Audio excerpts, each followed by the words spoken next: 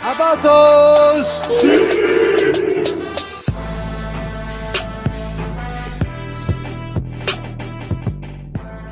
Are you ready for the best Kansas City Chiefs insight? Welcome to the Four Guys in a Bar podcast, presented by Chiefs Blitz and sponsored by Eric Haynes with the Eric Haynes Group. If you're looking for a real estate expert, call Eric Haynes today at 816-729-3785. That's 816-729-3785. Now, here is your Chiefs Blitz host, Nick Athan, with Lou Montagna, Andre Tillman, and Hense Todd. Welcome back to the next edition of Four Guys in a Bar, presented by ChiefsBlitz.com. Check us out on the web. Also check us out at YouTube at Chiefs Blitz. Please subscribe. Tell all your Chiefs friends this is the place to be Monday, Wednesday, and Friday at noon as we talk about our favorite topic, the Kansas City Chiefs. I'm your host, Nick Athan. Alongside me, Mr. Hense Todd, producer extraordinaire. You can check out the Bowtie Sports Show every Saturday, 1 o'clock Central Time on their YouTube channel at Bowtie Sports. And before we kick off today's show and we talk about some of the nonsense surrounding, before we start, I want to give a thanks out to all the Chiefs sites that's there, that what you call it, the Facebook groups or the groups they have. Thank you guys, the people that's over them, for sharing our shows. And sharing everything we post out there. Thank you guys. You don't have to, but you do. Want to say thank you for that. That's all I want. We do appreciate the shares. We do appreciate the love that we get. We're having a blast doing the show. We're doing our very best to bring you entertainment, and at the end of the day, that's what it's all about. So anyway, before we start the show, I want to talk about my very good friend, Mr. Eric Haynes with the Eric Haynes Group. He is one of my best friends. I've known him for a long, long time. And when Emily and I decided to go find a house, he was the first person I called. He put his team together. We found a house. It was a long negotiation process. Someday, maybe we'll get Eric on the show and I will go through this process just to know how much work this man had to do to keep us all sane and to finally get the deal done. But we appreciated it. So if you're looking for someone who can find you an easy solution or maybe a difficult solution to overcome, give Eric Haynes a call at 816-729-3785. You can email him at esaleskc@gmail.com. He is the guy that will make it happen. Again, Eric Haynes, 816-729-3785. Proud sponsor of Chief Who. Hello. That is correct. And that is the booming voice of Mr. Lou Montagna. Hits your eye like a bigger pizza pie. That's amore. It'll never get old. There's nothing old about Dean Martin. And then the young buck, Coach Andre Tillman. We appreciate his efforts too. Andre, welcome. You know how to still don't have my thing. Hey, you know what though, Nick? I appreciate you, man. Everybody on the show. All right.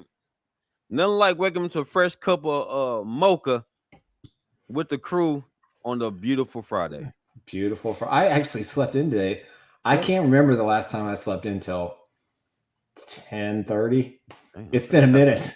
That's some good sleep, man. It's been a minute, but good damn sleep. So I'm rejuvenated. I feel good. I can tell. Got my new Chief shirt on. Nick, you still standing? I'm still standing. You still God standing, knows Nick? how. After all that, after sleeping in, you still standing.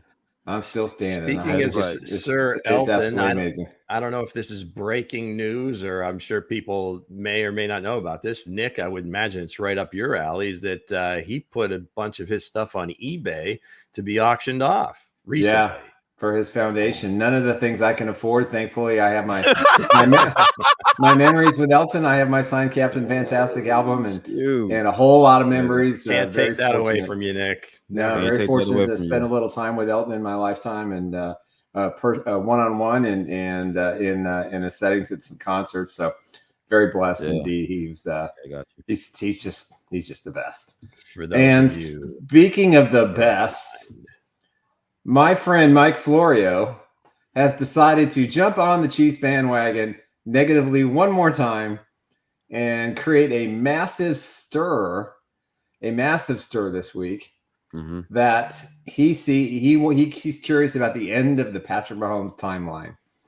And I know that Nick Wright, my Barstow Knight fellow graduate in Kansas City, Missouri high school, eviscerated him on his show or on his podcast. And, it struck a chord. And of course, Mike is a master. For those who know Mike Florio, he's Pro Football Talk. I used to work with Mike at the infancy of Pro Football Talk decades ago. Ooh, I know exactly who that is. I have known him a very, very long time, probably 20 years. And he is the captain of the shtick. And the captain of the shtick is he knows that he can press the buttons of the Chiefs kingdom anytime he mentions anything about the Chiefs, from Andy Reid retiring, things like that. Could Bill Belichick come in and save the day and be the next coach of the Chiefs? And now the latest with Patrick Mahomes. Well, Patrick's contract. Contract, which is sort of team friendly, but when the Chiefs upgraded he's the same guy I'm talking about. It's a significant cap number, and he's a former lawyer, and he wrote a great book. And that's hard. Again, I'm not defending Mike in any way, but he wrote a great book about the inside of the NFL process, especially when the Chiefs won their first Super Bowl under Patrick Mahomes. And it's a good read. A lot of stories. And so he's at it again, and he's caused quite a stir. And, none of us know how long Patrick Mahomes is going to play. None of us know if the quest to get 8 Super Bowl titles is going to be the overall deciding factor how long he plays. Yeah. When he wins his 4th this year, at the age of 29, can he conceivably win 4 more by the time he turns 35 or 36, which is what I think his playing life expectancy is, only because he's a big family man. He has a lot of other investments. There is some talk that he's trying to put a group together to bring an NBA franchise to Kansas City in the T-Mobile Center. I'm not sure that's going to happen. The NBA has just announced that they're going to start expansion, and I'm assuming Las Vegas is going to be one of those cities. But he's highly vested in the community with the Royals and the Sporting KC and the KC Current, who, correct me if I'm wrong, still remain undefeated. So with all that said, 35-36 is kind of where I look at it and say, it's like halfway between Andrew Luck and Tom Brady. Maybe he goes to 37-38, but he'll have a new coach at that point, and he's going to have a new coach, in the next 4 years, probably 5 years. And then he's going to be well into his 30s and says, well, what do I got left? If he can still play at a high level and he's still chasing Tom Brady, I think he's going to keep playing. But color me as someone is going to say 35, 36, maybe 37. I think that's as far as he goes. That's just me. Man, he's a hater. I don't like the dude. Because he can't make Kyler Murray the same way with my Cardinals. He's always bashing my guys. He's just a hater. Like, now he bashing He's the Chiefs. not a hater. He's a hater, man. Hold on. Like I said, I know the guy. He's an instigator. That doesn't make him a hater. Man, he knows how to press buttons to bring clicks to his website. That's what it is.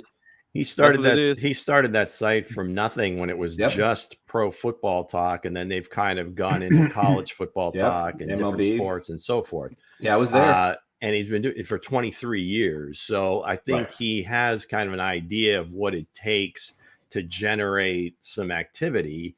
And I think he poses the questions. Now, again, I'll take up for my fellow Paisan, and we're from approximately the same part of the country, kind of. Yeah. But he is, not to be like technical or anything like this, but he's almost, are you guys familiar with the term ombudsman? Never heard of it. Basically, it's a guy that keeps everybody in line, right? I think ESPN used to have one that would kind of, look over the sites and so forth and kind of call out BS, like sort of like somebody and again, I don't even mean to get political on this, but they should have had that guy on just to kind of put the governor on the orange man last night. I'll leave it at that. But in terms of Florio, he's going to bring in what he's going to bring in. And this is just a question. It's the off season. He's not doing his morning show. They're kind of on vacation from that. Yeah. So he does his little bit from his barn in West Virginia, in the afternoons. And this is something to talk about. One of the things that, again, that he kind of brought to light and nobody was really talking about was this lawsuit, class action lawsuit that this little bar, well, maybe not a little bar, but the named plaintiff is a bar in San Francisco, and there's sued the NFL over the Sunday ticket and the price gouging and everything else. And he was like the first one that was like, hey, this is like a real deal, up until the point where Roger Goodell is on the stand testifying, which you never see. Never. And the only reason they will do everything they can to stay out of court. They go to court, and evidently there was a judgment, $4 billion some dollars. Yeah, 14.6 billion will be the payout. And because it is an antitrust lawsuit, it gets tripled, so it's over 14 billion, which works out to about 450 million per team. Now I'm in the suit. Of course you are. So am I. I was, I'm probably like the full package from 2011 to whatever. Yep. So anyway, this is going to go on. I mean, there was a judgment. The jury awarded the plaintiff this money. And now I'm sure the NFL is going to try to get it thrown out. The judge may still throw it out. Yeah, he hasn't ruled yet. Yes. So it's gonna go on and whatever. But my point is, as far as Florio is, he tries to hold the NFL accountable. He doesn't get paid to do that. Not necessarily. Not anymore. Not anymore. He used to. He works for NBC. NBC bought the site, but he was working. So basically, you're telling me he just stirring up trouble. He just stirring up trouble. Not necessarily stirring up trouble, but he's holding the league accountable because they pretty much operate under the guidelines that they can do whatever the hell they want. And basically they can. Yeah. They've got the antitrust exemption. They've got, they can pretty much printing money, so, but no, in terms of Patrick, the dude is just wired differently. So it's hard to say, well, he's going to play this long. He's going to play that long. He's going to continue to play as long as I believe he thinks he can win. I don't think he's in it so much to put up the biggest statistic. He wants to pass Drew Brees' record for yardage or Peyton Manning's record for touchdown passes. I don't think he's looking at that. I mean, he's looking at chips. And if he believes he has a chance, he's going to run with it. All right, Andre, I think. Go ahead, Andre, because I cut you off. I'm sorry. Oh, you good? I think Patrick Mahomes, honestly, man, can play to win. Like, if he feels like he want to quit and he's done, he's done. We never seen this before, man. The man's almost 29 years old and got three rings, right? I mean, just depends, man. He knows when it's time for him to hang it up. So, no, I'm not necessarily worried about that, man. To me, I feel like he just stirring up the pot, stirring up trouble. You know what I'm saying? For me, experience with this guy from Arizona, he been bashing Kyler Murray for years, man. So he leave a bad taste in my mouth. He's done but hater to me. I can't stand it. Like I said, man, Kyler Murray got something to say about this. He gonna be on the mic. He gonna have something to say about this. I'll just play it. But I say it like this: if Patrick Mahomes decide to play how long he want to play, do whatever, man. Whatever, bro. He may do just like LeBron and his son. He probably have little Brian's gonna come in here and play with Patrick Mahomes. You never know. But I'm just saying, I think he probably play into his 40s. Yeah, he's not chasing nobody else. Yeah. He only chasing one person, and that's Brady. And Mahomes, if you ain't seen it yet, Mahomes is the most competitive person I've seen that ever played this sport or any sport. I never seen a guy on the sideline try to snap his own knee. Yeah. trying to get back into the game. So EB's line, competitive prick. Yeah. he is the NFL version of Michael Jordan. I mean, yes. Michael Jordan was the most competitive athlete I've ever seen. And it's really weird. I was thinking about this morning because, you know, he didn't have a stellar high school career. And he struggled early on at times at North Carolina. You know, Patrick was this incredible athlete who was vacillating between baseball and football. And, you know, Jordan was spectacular in college. Mahomes was spectacular in college. And you look at the comparison with the two. I might probably throw Wayne Gretzky in there too. But, you know, if you just compare the two, their careers and what got them there, Tiger as well during his run. It's remarkable. People say they remind him of Jordan, but he really is on the same level as an athlete. And Jordan won what, 6 NBA titles? Yes. 3 back-to-back twice. Is that correct? Yep. Yes, absolutely. Okay. So Mahomes is in rare air, you know, with the great Michael Jordan. Should he have 3 NFL championships in a row? And I will say that they're equally as difficult, probably more difficult in the NBA because you got a lot more playoff games. You know, you have to play series. And, you know, you look at the comparison of the two. For Patrick, you know, when he delivers his 3rd straight Super Bowl in February in New Orleans, it changes the entire narrative changes. And the entire look of the AFC and the NFC changes because it's this guy, and then there's everybody else. In basketball, Jordan was this guy, and there were a lot of superstars, right? But there was no one like Michael Jordan. Nobody. And so getting back to Mike, you know, he just likes to just push the buttons and say things. And I want to say one more thing. You know, when you talk about the antitrust suit for the NFL Sunday Ticket, he posted the link today where to go to get the information.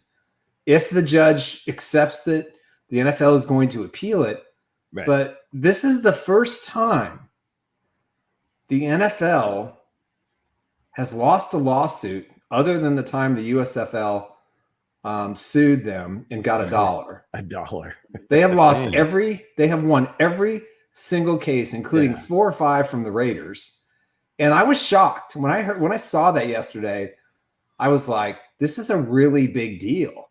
Right. And with the political system in absolute chaos right now and the antitrust, and there's a lot of things that could change the way the NFL delivers football games and the broadcast and the price points and how this affects CBS, Fox, NBC. Yeah. And I think no matter whether they end up having to pay or not, I think just the decision and just the fact that, you know, people are, you know, kind of pushing back on the NFL, like maybe for the first time ever, like the fans, they might look at it and say, hey, you know what, maybe we should, you know.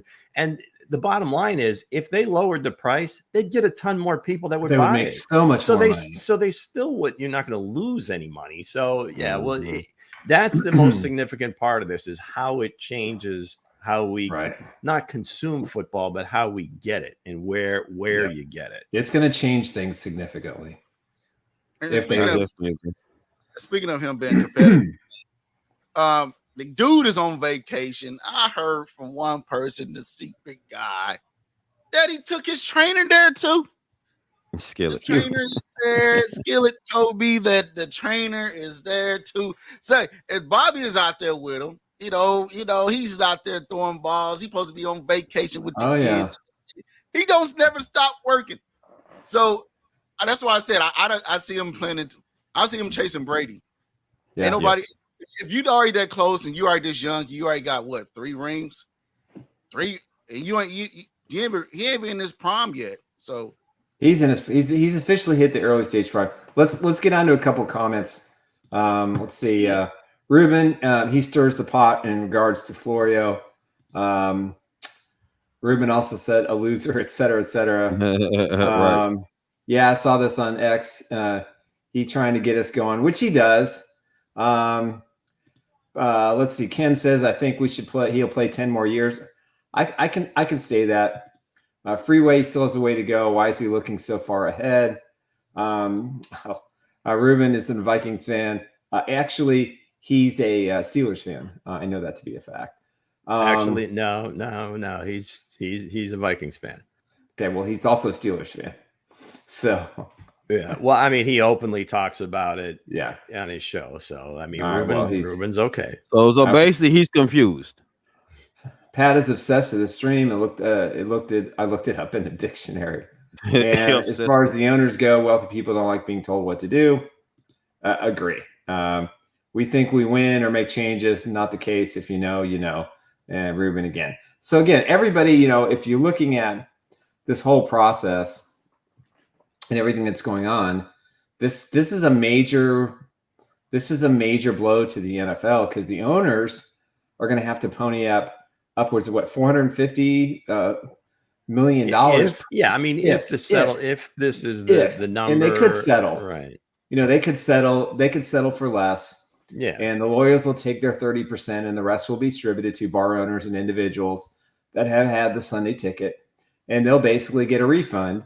And then the NFL has to decide with its current partner, Yahoo, who paid a ton of money. I don't know what the dollar figure was to get the Sunday ticket away from DirecTV. And though they offer a discount plan if you sign up before June 1st, they'll knock us $75 to $100 off, which I think is a reasonable price to get the ticket. Then, you know, that's kind of what their decision was. That was their own directive. It didn't come from the NFL, but Lou is correct. If this was a $99 a year package, they would probably get 10 times the amount of subscribers they have now. Even if the money was equal, it's not going to cost them any. And like, you know, some of the major owners, it's going to be not going to be a big deal. YouTube's money. It's like one of their, it's like if they had to sell one of their super yachts, right? Yeah. that would you be said super yachts. YouTube cannot afford to lose money on this deal, even though they're selling their monthly service. And I'm a YouTube subscriber, so I get YouTube TV. It has its positives and some negatives, but their viewership and their subscriptions are way up because obviously you have to subscribe to that before you can get the Sunday ticket. So it's kind of like how DirecTV was. It's the same principle. And at least they offer a discounted plan if you renew. And I think that's a good thing. So at least they're trying to make an effort. But how this affects them, you know, this could financially affect them as well if all sides don't work something out. And at the end of the day, I think if the judge gives us a thumbs up and it goes through the appeal process, I don't think it's going to be overturned in appeal, because I think there's enough people who say, listen, the NFL is big enough. The NFL is the greatest sport of all time. It is the largest sports corporation in the world. It is number one in every category. And I don't care about the soccer people in Europe. The NFL is the largest entity business in the sports world. And they're proving that by expanding into cities all over the world. And in 2025 or 6, when they go to an 18-game schedule, every NFL team will have a road game in another country during the regular season. So they're a global sport, and they're making money, and that's not going to stop. And this lawsuit isn't going to change that. They'll just find another way to offset that cost, and they'll simply just raise ticket prices, and that'll be it. And that'll cover the losses. We still pay. Yeah, people still pay for the Sunday ticket. You know what? Regardless of the fact, and like you said, NFL is going to make their money. They're going to continue to make money. So I mean, it's a dent, but it ain't going to hurt them at all. So yeah, I like this.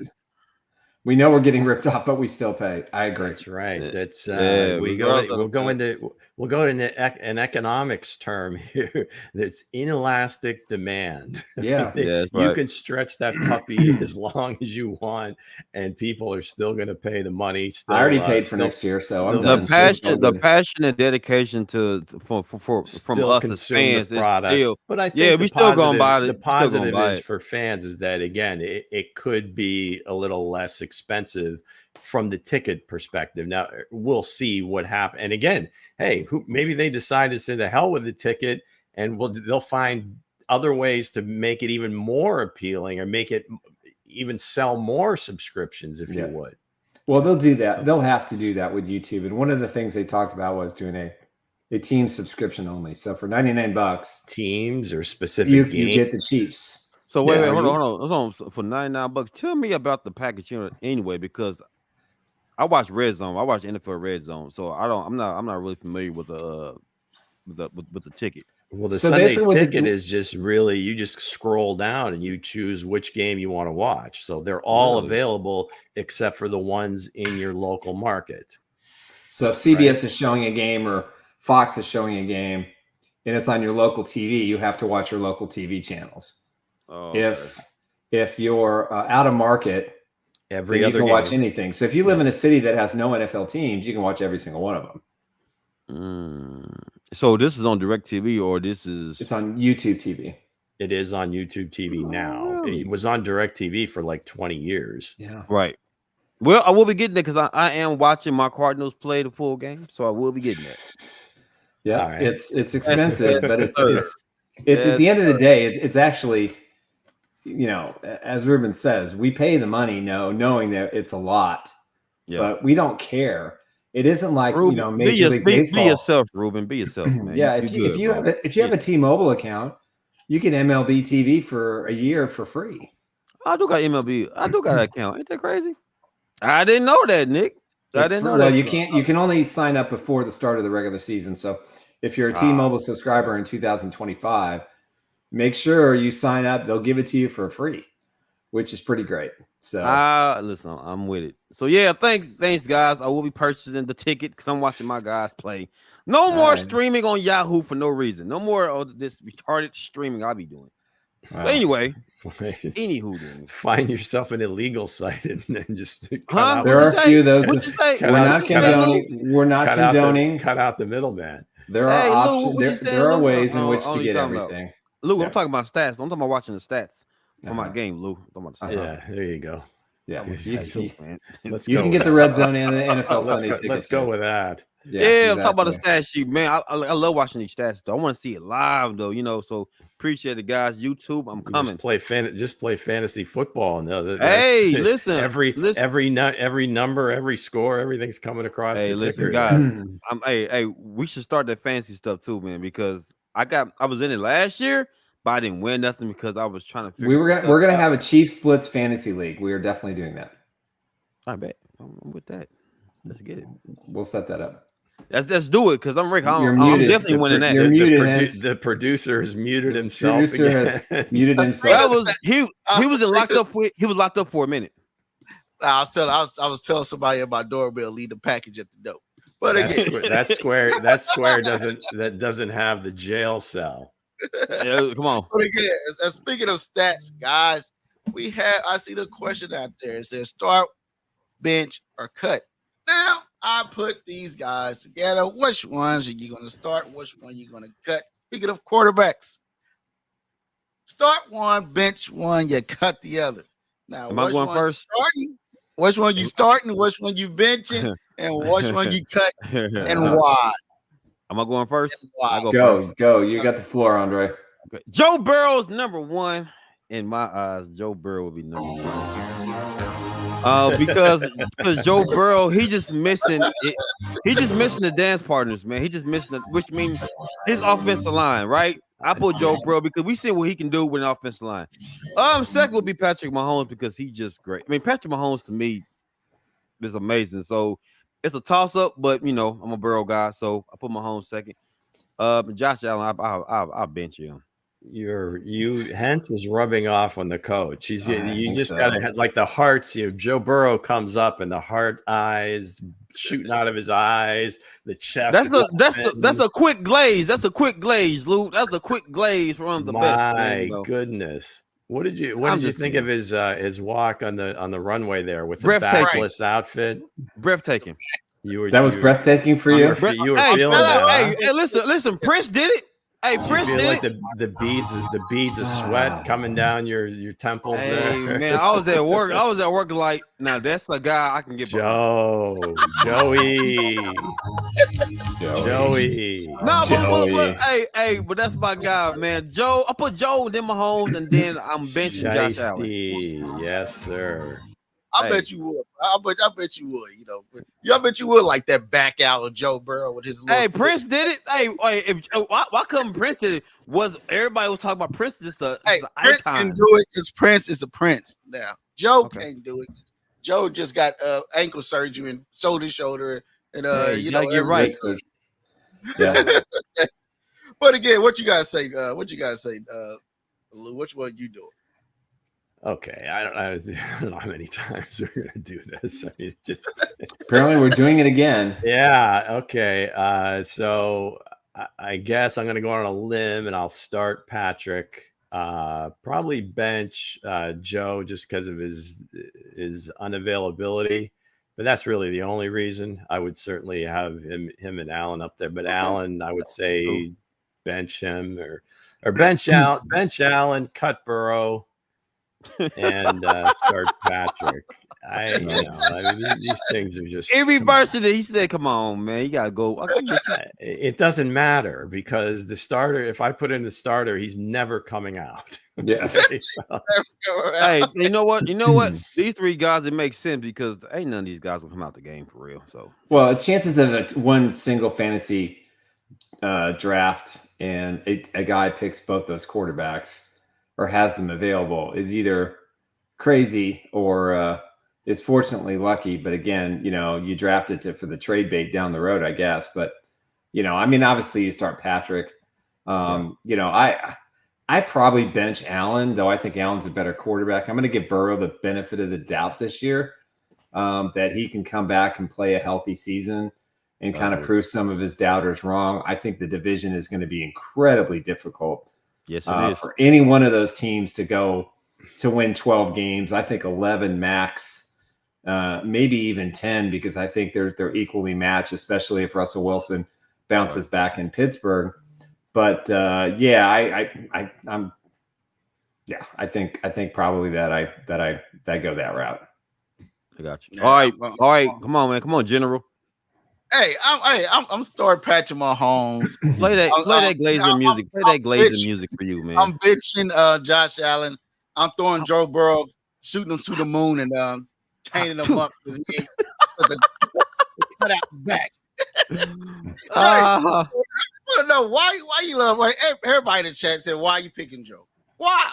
And why you gonna start with He's got a thing for him, man. Joe Burrow's him, man. Y'all like Prince over Michael Jackson? I asked why y'all like Prince over Mike. I'm just saying.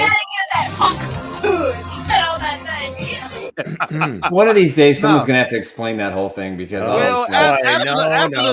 after the show, Nick, I will explain to you. Right now, your significant other, your wife is much younger than you. She's probably a little bit more hip.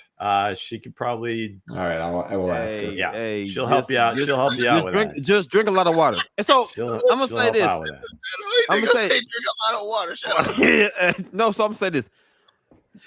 Give Joe Burrow an offensive line, God. This is a different conversation, man. That's what I'm saying. I heard it was pineapple juice. No, cranberry juice does the trick. A little cranberry, Anyway, all right. We'll change topics now. I'll tell you what.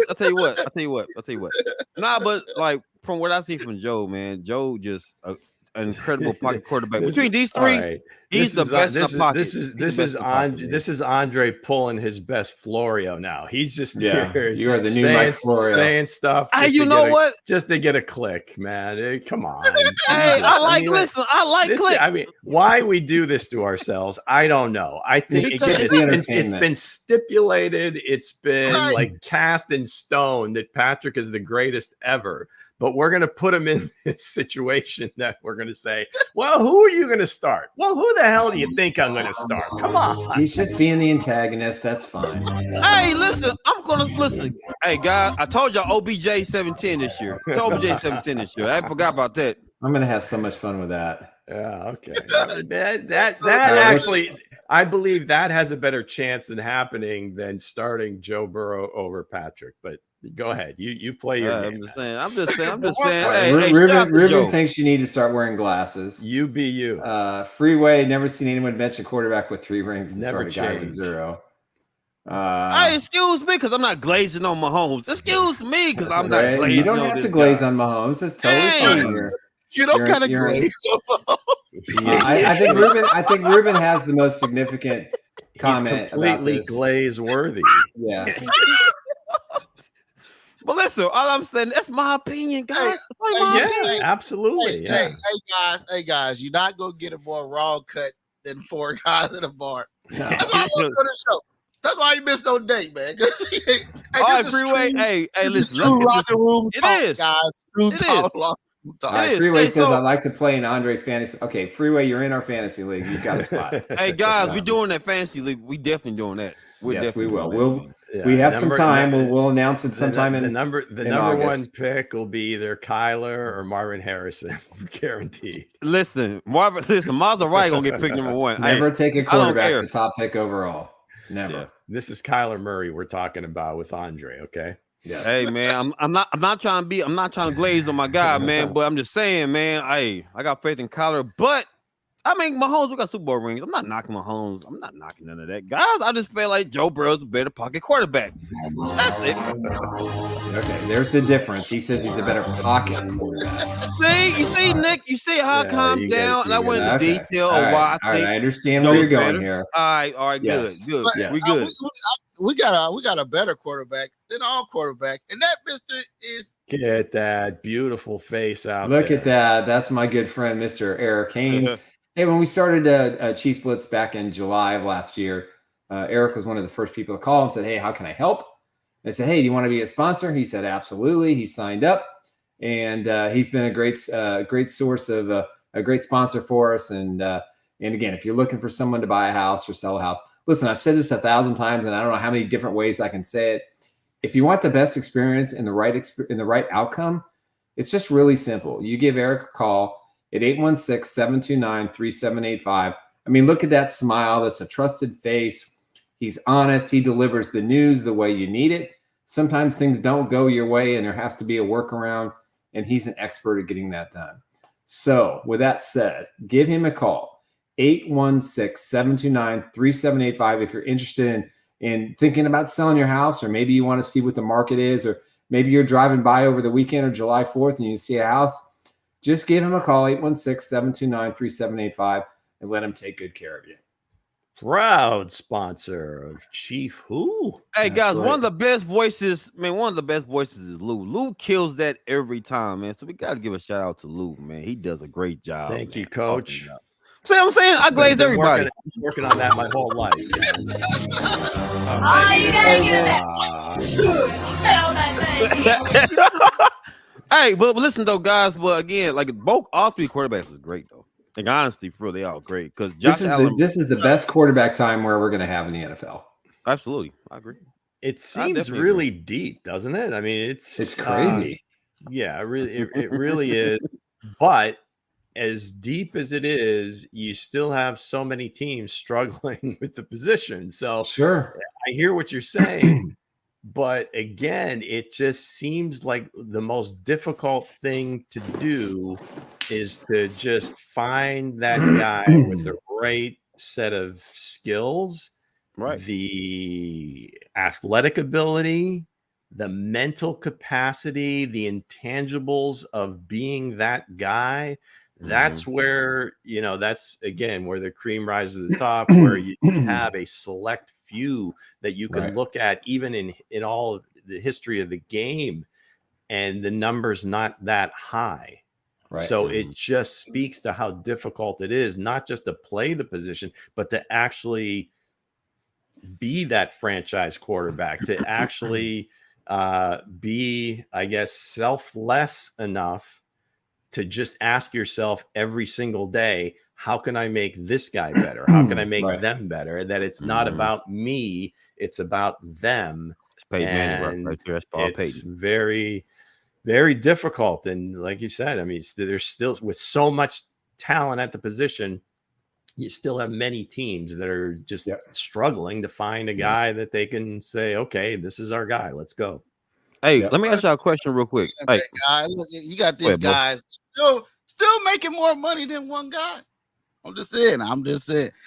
But you look at, I was looking at this yesterday, guys. I threw it in the chat. I was like, this still like blows my mind. Like, Patrick Mahomes is still, the top of the world right now. And then you got Trevor Lawrence, you got Joe Burrow making more money than him. But you got Travis Kelce. You're talking about, just to clarify, you're talking about annual salary. You're not talking about overall gross. Average. These are average per year. So that's the difficult thing with these contracts, is that you can make a different list with what the cash flow is. And I still believe Patrick in the next 3 years has the highest cash flow of any quarterback. Sorry, Andre, I didn't mean to cut you off. No, you good. No, you good. Because this is no. I mean, in sense. Go ahead, finish up. Hey, Lou finished with what I was going to say. So Lou put the glasses on. We got serious. Lou really went to deep. Well, if you're gonna throw up graphics, those numbers are tiny, man. Right. Hey. But we got between Joe Burrow and Trevor Lawrence is $55 million per year. But I just What's bothering your spirit? What's bothering your spirit? What's bothering my spirit? Like, why would the Jazz give him that much money? I don't know. Like Lou said last time, it's just, that's they the have market. somebody else to pay. That's the market. But it's the market. And that's their franchise guy. I mean, he really didn't have a bad, like, Lawrence doesn't play bad for real. He doesn't play He's bad. not good. What you mean he's not good? No, he's not good. He's not a good NFL quarterback. Sorry. But you put him over Lamar though. No, I won't. Okay. I won't. Okay, he did. He tried to get you. I think Lamar has a better chance to get to Super Bowl than Lawrence does. You want to take that? Right about that. That might speak to his team. I mean, they're more of a you have to look at the team, defensive team. I mean, from an overall in terms of team, the Jacksonville thing, again, we can sit here and argue about who's worth more and whatever, but the market is going to speak. And again, that $55 million doesn't kick in for another 2 years. Exactly. So in 2 years, like we said last show, this is going to look like a bargain. And that's why, you want to get ahead of the market. And you're going to see Jordan Love sign a contract that potentially has a 6 in the average per year very soon. And that's going to blow everybody's mind. You got Dak Prescott. I think the first six is going to go to Patrick. I think they'll redo his deal. He's certainly worth it. There's no question. But I'm just talking about guys right now that are up and that are going to get contracts really soon. Patrick's, we don't know. Like I said, his cash flow is at a point where I think he's very comfortable right now. He's not worried about that. I don't think so. But, if you look at the other positions, that's where some of the interesting ones come up. Yeah. Is that they are market driven, but, some of those positions are still looked at as less than, and they're not going to get top dollar. I mean, if you look at Trevor Lawrence, he's 21 TDs, 14 interceptions. That's still pretty good. He threw for over 4,000. Can you throw it up there, Hense? What do you mean that's pretty good? That's 21-14. That's solid. 14 interceptions. I mean, don't throw it. I mean, listen, but the percentage though, Nick, it's about the percentage. Doesn't matter. Man, you can't. I'm going to school you again. You equate success by division titles, playoff wins, and Super Bowl wins. Definitely. I'm just talking about. He is not going to guide Jacksonville ever to a Super Bowl. ever. he as long as is Patrick Mahomes, Joe Burrow, and the kid from Houston are there, and potentially at the highest level, in the highest levels of those rooms, teams might actually believe that, but the team has to believe that they have a chance. And the team also has to put their money where their mouth is and say, this is the guy that we're banking on. There's a lot of delusional owners who are paying these guys this kind of money. Well, let me ask you a question. What's the alternative then? What are they? There is no alternative. No. There is no alternative. If you want superstar athletes, right? So they're not delusional. They're just they're reacting to the market and what the market is telling them they have to pay. But they're doing it on the premise that by signing these guys to these salaries, they have a chance to win a Super Bowl. That's it. That's the difference. Not necessarily, Nick, because they all know that they can't win. There's only one winner every year, and at a certain point, it's a business too. I mean, they're trying to make money as well. I mean, the winning part, quite frankly, if you get right down to it, is probably secondary in most of their minds. Mm-hmm.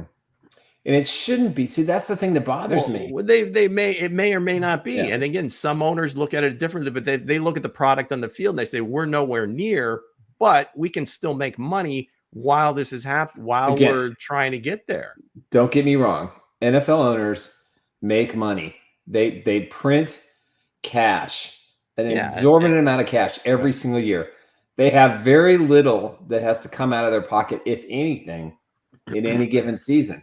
I look at it because I'm living the dream right now. I am a spoiled, appreciative Chiefs fan who spent 5 decades in just banging my head against the wall, crying, being upset. One bad situation, bad look, bad pass, bad drop, turnover, whatever it might be. And the Chiefs have 2 of the highest paid at their position.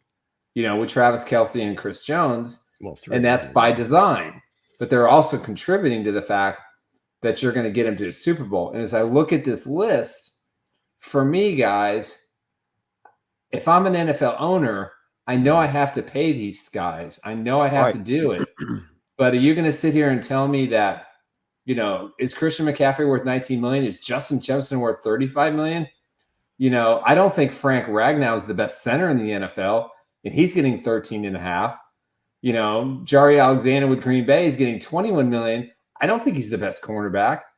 So, Bosa's a really great player, but is he worth $34 million?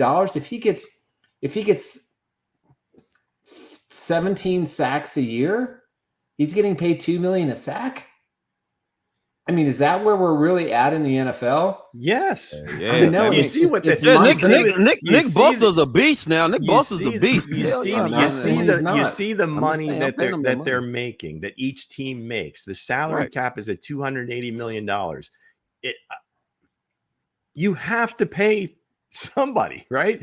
And if you have great players on your team, that's what the market is. And I'm glad the Chiefs have done it. So to say, I don't know, somebody said something in there where Trevor Lawrence fleeced the Jaguars. No, he didn't. He may have been short. He's the best player on that team. They're gonna pay the best player on that. And he's the quarterback. He's the face of the franchise. That's what I'm saying. Now you look at it. Okay. So from a fan perspective, would you say, okay, these guys aren't worth the money? Would you rather that the owner just puts that money in his pocket and says, "Screw it, we don't have guys good enough. We're not paying anybody." Okay. Yeah, so and you're right. That's even worse. That's kudos to. I mean, this is what the Bengals are facing.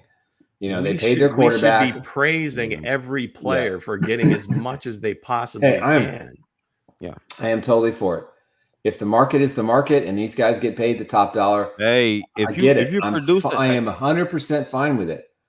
Hey, sometimes stats do matter though. Like if you the best, like that position, like far as like your stats wise goes, and you exceeding expectations, hell yeah, you pay them. If the owner's willing to do it, and the owners for the most part are willing to do it. Now, how this new antitrust lawsuit with the Sunday ticket affects things. And you know, the NFL has been in trouble before with collusion. They've kept salaries down like they did in the wide receiver position a couple of years ago. Right. Obviously, that's changed again. But, you know, hey, the price of poker is significant. For a team like the Chiefs, you know, for Clark Hunt, the CEO and the chairman, he makes Andy Reid one of the highest, if not the highest paid coach in the NFL. Brett Veach, the GM, the highest paid. Mark Donovan, the president. Patrick Mahomes, Travis Kelce, Chris Jones. All the assistant coaches who got all new contracts. Steve Spagnuolo is the highest paid defensive coordinator. Merritt, I think, is the highest, one of the highest paid coaches at his position. Joe Cullen is. You know, I'm assuming Matt Nagy is as well. And that's what you have to do. But he's in an enviable position where he has the best team in football.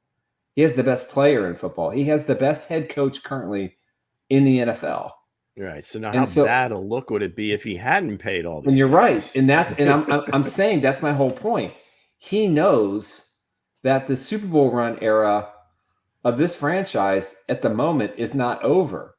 For a team like Jacksonville to give Trevor Lawrence that kind of money, when they spent a lot of money in the offseason and free agency, I mean, they were very, very, very aggressive. And they have a really good team on paper. Mm-hmm. And so I can see them taking that risk. But, you know, for Joe Burrow in his situation, or for even Josh Allen in his situation, you know, they've tried to build teams around their superstars, but they haven't done enough. Now, Buffalo, I think they've tried, especially with the Von Miller deal.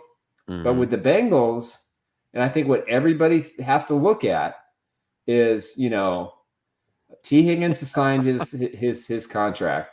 So it's he's there 1 year. You know, Chase is going to want a ton of money. Hey, Sam, he's going to want more than Jefferson. He's going to want more. He's going to want $40 million. And the Bengals aren't going to pay him $40 million because the ownership is it maybe paid 2 guys or 3 guys, but they're not going to go over market. So that's my whole point. You know, the Vikings don't have a quarterback, but they have a top wide receiver.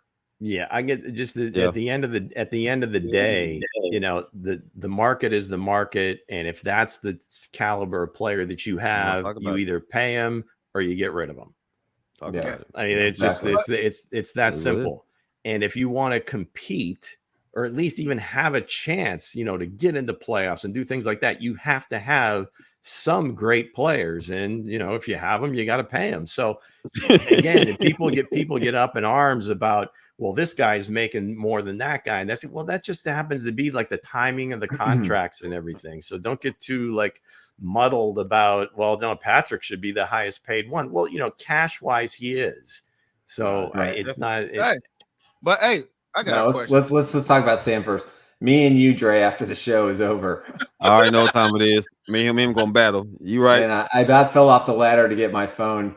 To get to my phone hearing you. So you guys can give us an update on your battle over the weekend. And Sam, I'm calling you today. Please answer. All right. With that said, let's go. We got fact our cap. Don't we do? Strike up the band, Hensley. We got music for this. Strike up the band, we got music for this. Look at that.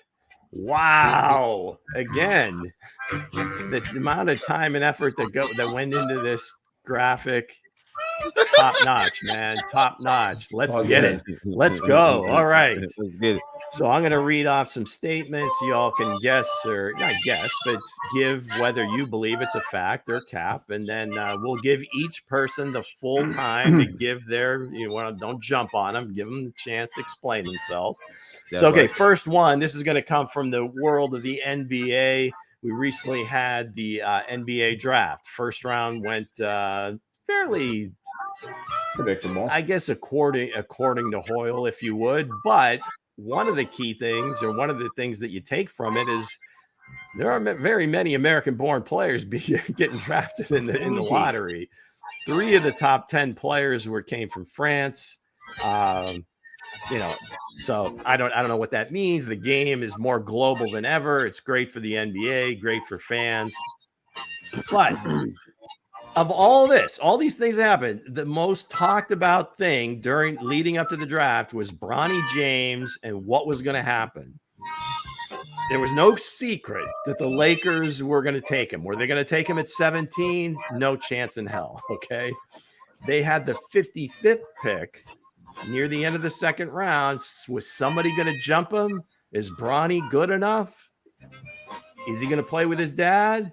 The statement is this: Bronny James getting drafted is completely deserved. Fact or cap? Fact. I would say, go ahead. Let's Why go, you say Hense. Nah, go Hense. Go ahead, Hense. You lead us, Hense. I would say fact. I feel like it was well deserved for him to get drafted, but a lot of people are saying that he got blackballed to get drafted. You know what I mean? Because he could have went in the first round. But I don't think so. I don't think he's talented enough. But go ahead. I'm sorry. I'm interrupting. You'll get your chance, Nick. A lot of people said he ain't gonna be that good. But I also seen a funny take that hey, his teammate is actually dating his mama. But hey, we just see that one. But shut up, dude. Shut up, man. Shut up, man. I'm going back with that. Wow, Hense going into his bag there. All right, Nick, what you got? Well, I would say fact. I mean, he was a good good player. It made a lot of sense. I think the reasons to do it were obvious. Obviously, they want to keep LeBron happy. I personally will now probably tune into Lakers games just to watch the father-son duo. Absolutely. And there's really no other reason for me during the regular season to watch the NBA because I just think it's just really difficult. And I'm a Philadelphia 76ers fan. I just love their tradition, and I'm a big Joel Embiid guy. But at the end of the day, yeah, I'd say fact. What do you got, Coach? Oh, that's a fact all day because it's the first time ever father and son in the NBA. I don't care, man. He's on the team with his father, man. I love it, man. It brings tears to my eyes, man. Me having an older son, I would love my son to play with me on the field. So to me, it's special. It's special. Yeah, Freeway, and I'm watching the Lakers. Man. Yeah, Freeway has a good question. So you think he starts immediately? I don't know enough about the Lakers to answer that question. Here you go. Honestly, Freeway. Here's the short answer. He's going to have a tough time making that squad. Yeah, plain and simple. So I'm gonna go against everybody here, and I say it's completely capped. The kid played like 3 or 4 games at USC. Again, you're not drafting for what he did in college, strictly on potential. If he was that good, somebody would have drafted him before that. Okay. The only reason he was drafted is because his dad plays for the Lakers. I'm a Lakers fan. I have no problem with this, but if you're looking at just from guys that, potential and everything else, he wasn't rated that high. He may develop into a great player, and for the Lakers taking him at 55, it's no big deal. Yeah. Plus, they're doing LeBron a solid. Clutch Sports, another client. I'm going cap on this one. You know what? Though, okay. The storyline behind that is big, though. I mean, absolutely, yeah, it's huge. Yeah. All right, so let's go to the AFC West here. I know we've talked a lot about the Chargers, their potential. Jim Harbaugh in as the coach. Typically doesn't take long for him to get the program turned around, going in the right direction. But let's take a look at a particular player. Their first-round pick from last year, wide receiver Quentin Johnston, TCU guy. Really didn't do much. Was actually, they're looking at him side-eyed. The statement is, Quentin Johnston has a breakout year this season. I would say he was my guy coming out. I was about to say that. I'll say fact because he ain't nobody else to throw it to. Who else they gonna throw the ball to? So if he don't have a breakout season this season, then I see him not making a team next year. But again, I feel like he's been training very hard this offseason. I've been seeing his I follow him on Instagram and stuff. I've seen him been training very hard. So I say you have a breakout season for the Chargers, wherever a breakout season is for the Chargers. Now for the NFL, no. So fact for the Chargers. Well, then explain that part. What would he have to do for you to say it was a breakout season? Have more stats than OBJ. I say 1,000 yards, 710, honest. 1,100 yards and 9 touchdowns to have a breakout season for the Chargers. Fair enough. Nick, So they're gonna be a play action team. Run first play action. Cap for me, because this is going to be a running football team. It's not going to be a passing football team. That's just not Harbaugh's MO. They signed 2 Ravens backup running backs. They're gonna play smash mouth football. And the kid from Georgia, who they drafted, they're very, very high on. I think he's going to get more reps. Lad. I don't think he's going to have a breakout year. Well, I say fact. He will have a breakout year because he got a good championship winning coach. He got a formula coming in. He got a lad, and you got Johnson, man. Like, he's not going to get too many targets, but when his number is called, he's going to excel. He's going to take advantage of it. So I would say fact, he's going to do good things this year. Okay. I'm gonna go fact with this one too. I think Johnson coming out. I mean, the body type, the athleticism, he has everything that he needs to succeed. I think maybe the structure of the Harbaugh system is probably what he needs. I think that, adding Ladd McConkey, you've got Joshua Palmer there, you've got some other receivers, but he's kind of that big body guy, can kind of take over from Mike Williams. So I'm going to go fact on this one. Okay. How much time do we have? How many more can we do? Keep going. Hey, I'm here. All right. Let's throw a Chiefs one in there. Interesting fact here. Let me just ask a question first to see what you guys come up with. When was the last time the Chiefs had a rookie of the year? Tyreek Hill. I think Tyreek Hill or Dwayne Bowe, 1 or 2. It was Dang, it was in the 60s, wasn't it, or 70s? Damn. Was it Dwayne? No, it wasn't. Wait. Wasn't Tony Gonzalez rookie of the year? That question should have been on Chiefs who. I don't know. Does anybody in the chat have an answer? A little bit of a trick question. They have never had a rookie of the year. I thought Tony Gonzalez had rookie of the year. I thought Tony. Here are the teams that have never had a rookie of the year: Baltimore, Cleveland, Jacksonville, Philadelphia, San Francisco, Seattle, and the Chiefs. Never had a rookie of the year. Arizona, we win again. Kyler Murray, rookie of the year. So here's the question. The statement is: this is the season that you can finally get a rookie of the year. Hensley. I would say yes. I think Worthy is going to come out. But he hesitated. We call the game fact or cap. In case I say were wondering. fact. There. All right. Worthy is going to come out, put up some amazing numbers. Because we all know, I don't hope he gets suspended, but Rice is going to probably miss 4 games, maybe 6. But so I say Worthy put up a couple of good yards, man. I'm going for it. I'm going for the rookie of the year. Worthy. Blaze it up, Hensley. All right. I'm going to agree with Hens. I think it's overdue. I think the addition of Hollywood Brown, I think when you look at Travis Kelce, where he's at, I think the running game is going to be good. But I think Worthy is going to be that surprise player. And I want to see this for no other reason than watching Bills Mafia implode even more. And I love those fans. Trust me. I mean, I really do. But I'm going to say fact. I get you, Nick. But me, Cap, he ain't. Until I see hands and feet put on this guy, till he get past the hands and feet. See hands and feet, don't you? Hey, listen, I'm trying to tell you, man. Like until that, no, he's too small right now. I doubt it because they're gonna put hands and feet on that boy. No, so Cap.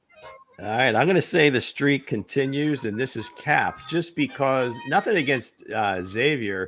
He's probably the only one that would have a chance on the offensive side of the ball. But typically, at least over the past few years, I mean, of course, it's going to be a running back. It's going to be a wide receiver. It's going to be a quarterback.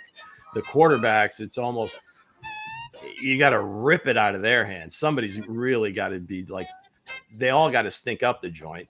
And then at wide receiver, you got Marvin and Neighbors, guys at the top. You're going to get a lot more shots on goal if you would. So yeah, I don't think Xavier really has a fair shot at this one. Okay. Speaking of rookie of the year, territory. We'll continue along those lines. Jaden Daniels will win the offensive rookie of the year this season. I know Hense is going to be all over this one. I say Hense. Ding, ding, ding. I knew it. I feel like he was the best quarterback that came out this draft. Caleb Williams, I don't see it. You know what I mean? If I was the Chicago Bears, I would take Jalen Daniels over Caleb Williams because what he did at LSU, he was a great quarterback. You know what I mean? Playing ball. Now he got a good offense around him, and he got a good offensive coordinator. I feel like when they threw out that Andy Reid was going to retire, that I felt like Kingsbury that could have came in and took over the job with Patrick Mahomes. Now, Kingsbury has a good record of drafting good quarterbacks, right? Hello. Yeah, Patrick Mahomes, So he's a one for now. Average today. But hey, the disrespect, man. He puts some good quarterbacks in the league, so I say yes, that'd be a fact. I feel like he's gonna have the rookie of the year. All right, Nick. I'm kind of contradicting myself because I put Worthy up there, but in all reality, taking my Chiefs homer away, this is my favorite quarterback in this draft. I think he's going to be the best quarterback. He's going to have the best quarterback career. I think he's going into the right situation for a team that's going to use him properly. You've got an experienced college head coach, experienced, NFL head coach, even though obviously Kingsbury's career in Arizona didn't work out as planned. It wasn't fair. It wasn't fair either. He got hosed. But I think Daniels is going to be the guy that we talk about for the next 5 to 8 years. Coach, I'm gonna say Cat because it's too many great players coming out this draft. Offensive players coming out this draft. I like Caleb Williams. Caleb Williams, my guy. Caleb Williams all day. Caleb Williams, man. I think Caleb Williams going to get it. Anybody can win. Thank you, Luke. See, Hensley over messing up. I'm gonna say this. Well, we all know Maserati's gonna take it. I'm just saying. I'm trying to be humble. But I say this. No, he's not gonna get rookie of the year. Okay, Ruben, that's awfully disrespectful. Ruben said he fell asleep during the show. Yeah, come on, Ruben. Come on, Ruben. You're better than that. Let's go. Come on, Ruben. Okay, yeah, I'm going. I hit it at this when we were talking about the teams the last show. I think Jaden Daniels is going to be the guy. There's so much shine on Caleb and so much, and I think Caleb's going to have a really good year, and I think the Bears are going to be a good team. But I think really that Washington, if they have the success I think they're going to have, is going to be a big deal because they may leapfrog one of the great teams in the NFC East, and the Eagles or the Cowboys. And if they leapfrog either one of those two, and he's at the helm and playing well, I think that gets it done. Last one. Here we go. Going back to the Chiefs. Okay, we've talked about over the last few weeks the passing offense in Hollywood and Xavier and Rice and the Hall of Famer Jared Wiley and Twinkle Toes Travis, doing his thing over across the pond. But we still have that guy in the backfield, Pops. Okay, so the statement is this: Pops will rush for 1,000 plus yards and catch 40 passes. 40? 40. Damn. What was the stat? I think he was at like 100 yards short from 1,000 last year, correct? He was close. So I would say Cap. Calm down. Yeah, come on. I would say Cap to that one because now they got the receivers that Patrick Mahomes won. They got Hollywood Brown, Worthy, Rasheed Rice, and the Hall of Famer, not Travis Kelce. We talking about Wally. Big number 12, still at 6'8", 250-something pounds, playing at tight end. He's even Lays that grown. man. He's grown since draft day. Right. He's like 3 inches taller. Hey, Bo, turn that man sweet. He put some sweetness on that boy. He put some sweet glow on that boy. When I was at the, not to get off subject, when I was at the current game, I seen the man in person. I was like, it was like you seeing Bane from Batman in person. I'm just saying that. But again, I feel like he didn't fit in Hense's viewfinder of his camera. He was that big. He seen stomach and pelvis. But I say this, I say Cap, because I feel like this is gonna be the most dangerous offense that Patrick Mahomes had around him. Receiver core, I would say. Nick. Number speed. Take your time. I'll Nick. give him the benefit of the doubt. I'll go fact. I mean, the 1,000-yard rushing, no problem. I think he's going to have that. The catches, you're looking at 2.5 catches per game. I think that's entirely possible in a 17-game season. So I'm going to give the kid the benefit of the doubt. I'm going to say fact. Coach. Well, I'm going to say this, man. I'm going to say Cap, because I don't know, because we don't know what this offense is going to be. Like, we don't know. Like, it's a lot of speed in this offense. We don't know the separations. That's what makes this so intriguing, Coach. Right, because we don't know, because we don't know. So I'm gonna say Cap, because I feel like until we find out what they really are, I'm gonna go Cap. Because I doubt if he get 40 catches though, because they don't need him to do that with this type of offense they have.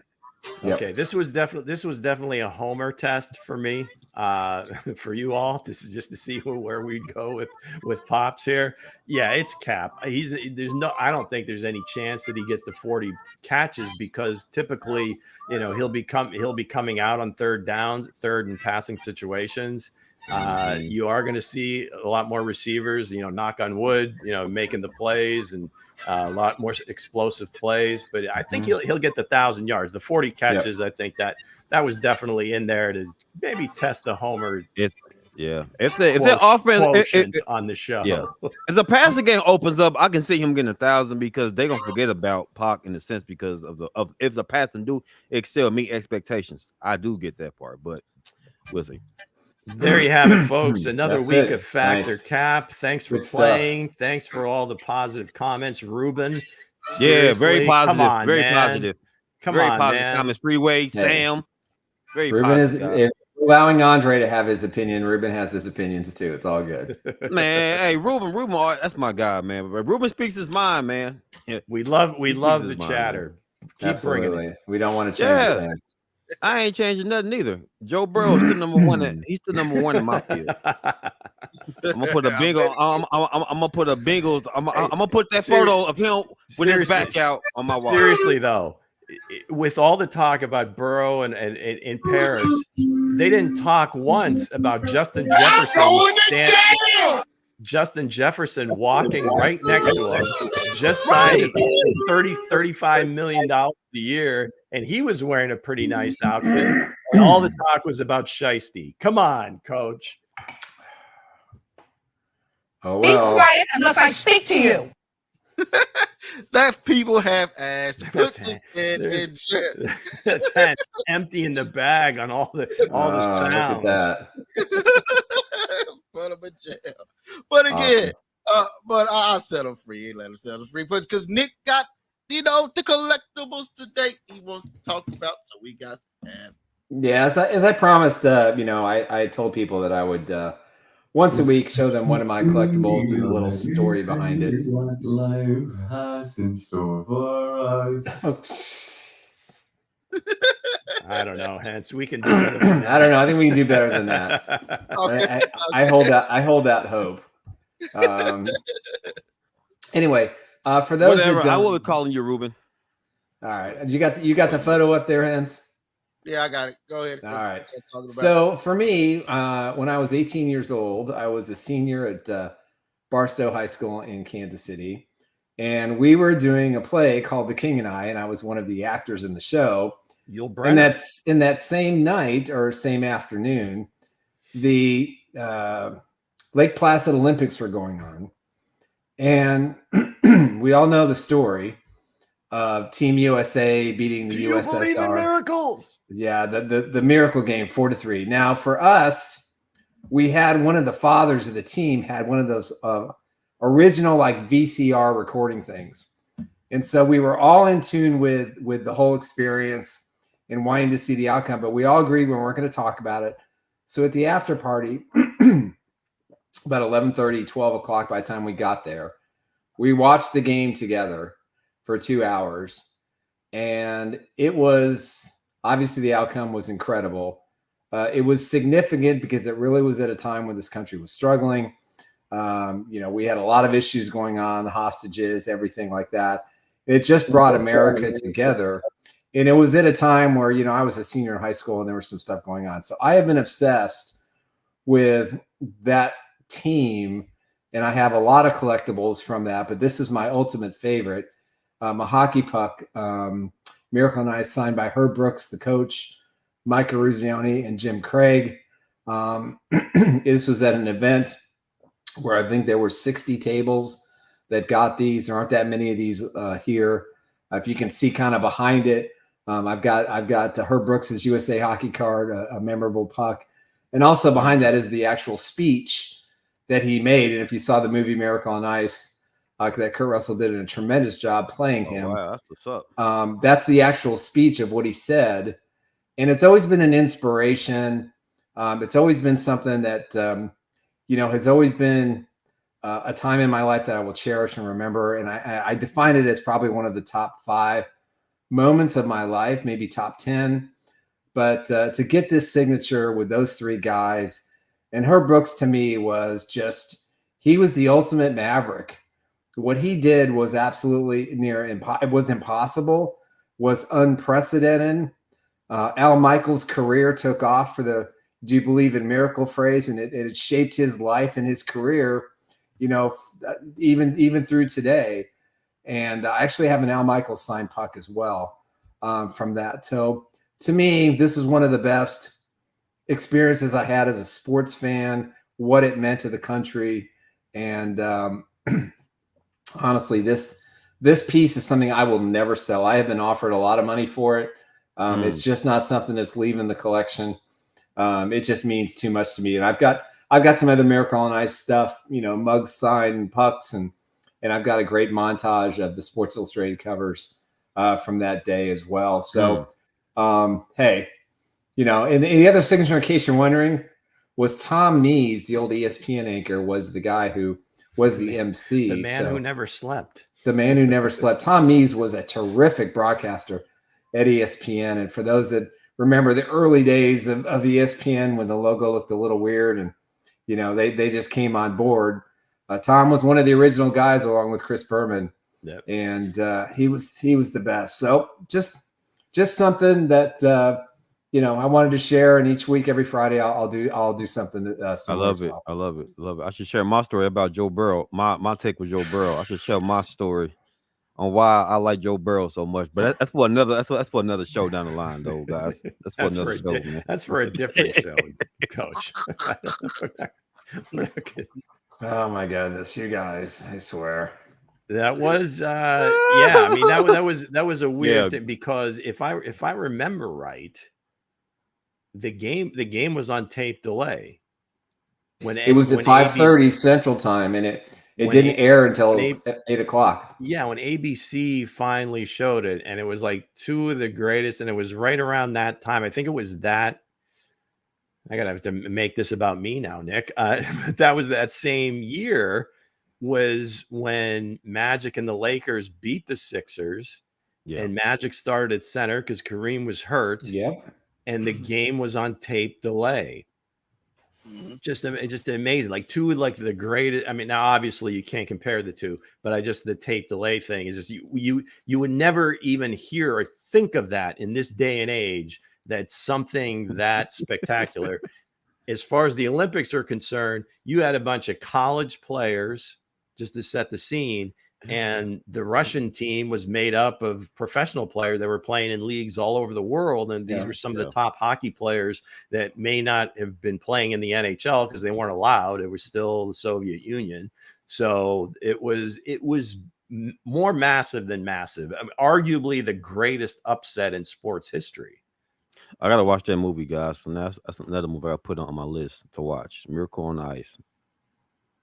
Yeah, I actually have a signed photo of the Soviet Union goalie with the team celebrating after that fourth goal, and or the second goal in the tying goal in the first period.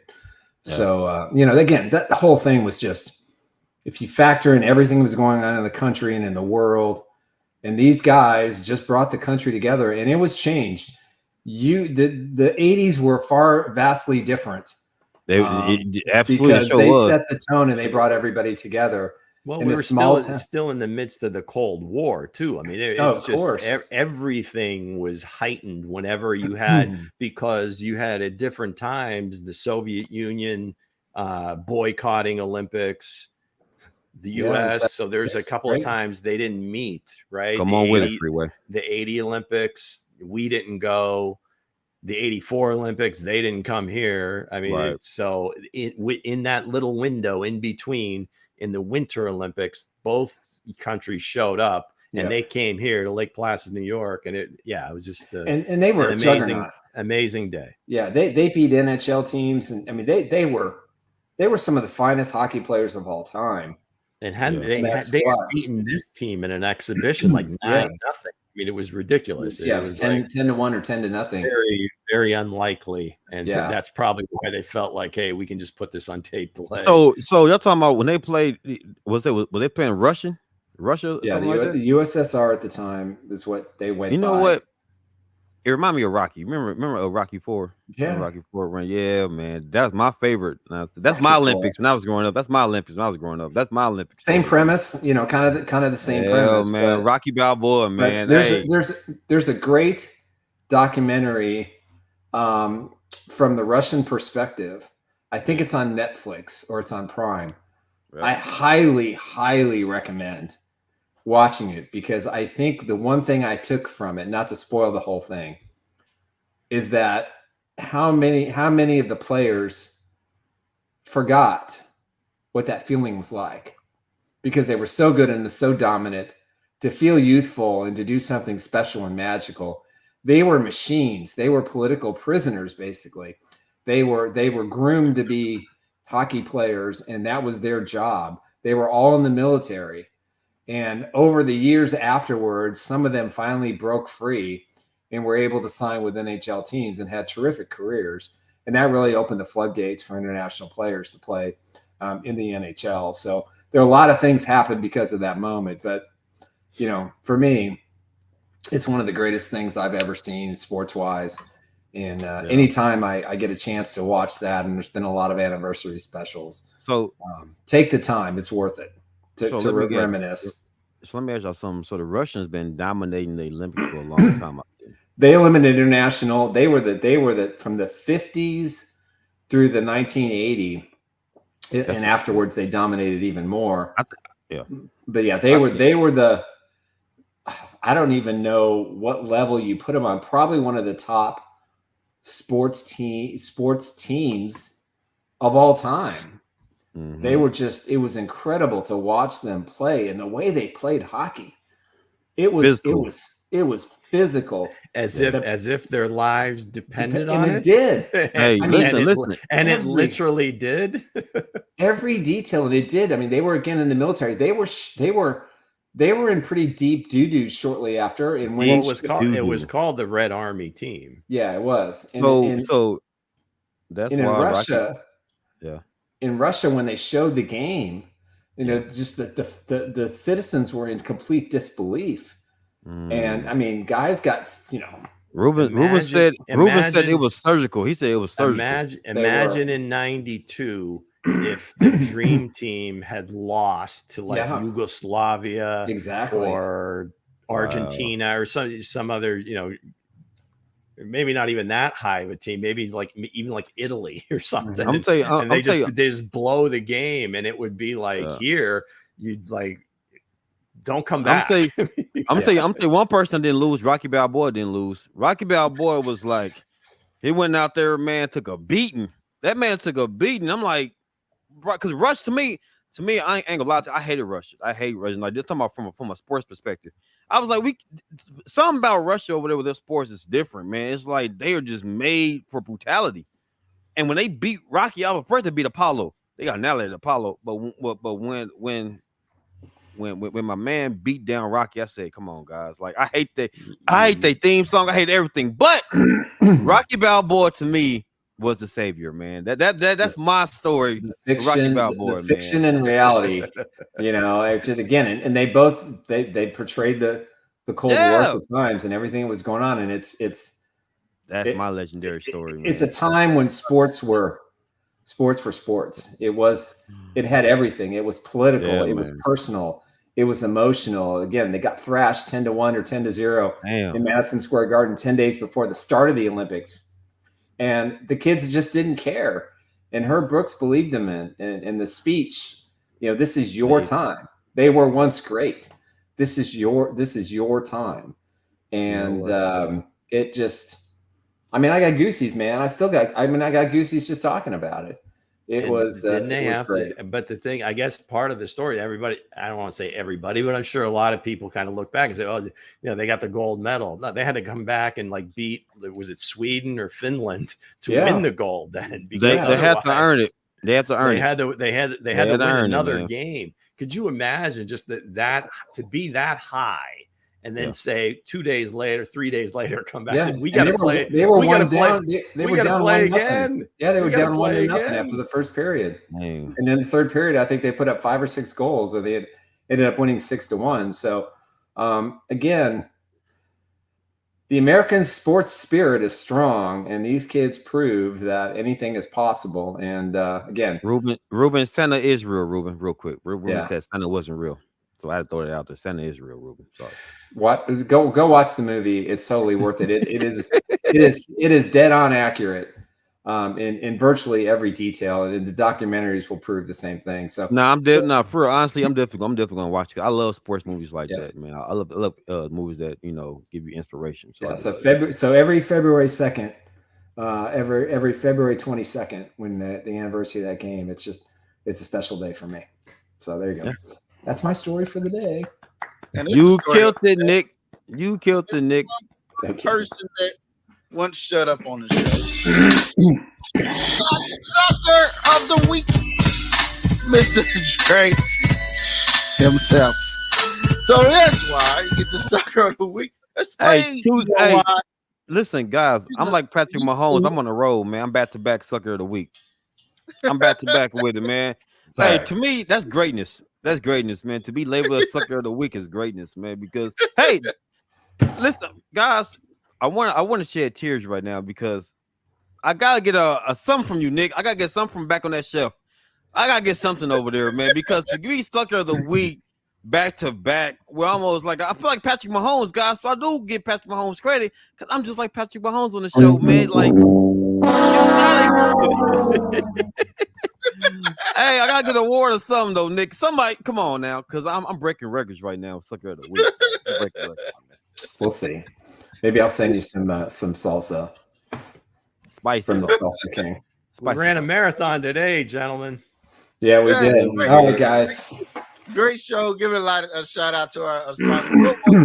All right, as I'm losing my voice, let's talk one more time about my good friend, Mr. Eric Haynes, for the Eric Haynes Group.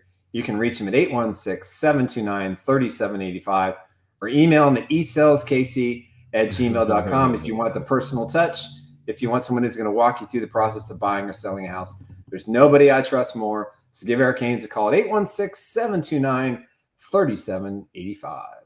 Proud sponsor of Chief Who. All right, let's give a shout out to Sam Rubin, Mary Lee. I got it right, Mary Lee. I got Freeway. Let's see. Sinclair, what's going on? Hey, y'all. To be sucker of the week back to back, man, it's breathtaking, guys. It's breathtaking. So, got Sam again, Sam man. As well. Thanks, Sam, for the comments. Come on, talk about it, Sam. Me and Sam got some words after the show, sir. Break it down. I'm gonna break it down. Person on here too. Hold on, I'm scrolling up here. We're gonna slow it down. Yes, Vincent, of course. Hey, Vincent, we're all waiting for our salsa, man. So come on, man. Yeah, we are waiting for the salsa. Hey, make sure it's spicy though. Spicy pineapple. Yep. All good. All right. Yeah. That kind of scrolling through. So mango, we appreciate everybody. We will be back on Monday. And we'll have a Monday show. Not sure what we're going to do the rest of the week yet, just because of the holiday coming up. Need to spend some time with the families, but we appreciate you all. Thank you so much. And Hense, Lou, Andre, my brothers, I love you guys. And I look forward to the next show. Have a fabulous and safe weekend coming up. All right, guys. Let's go.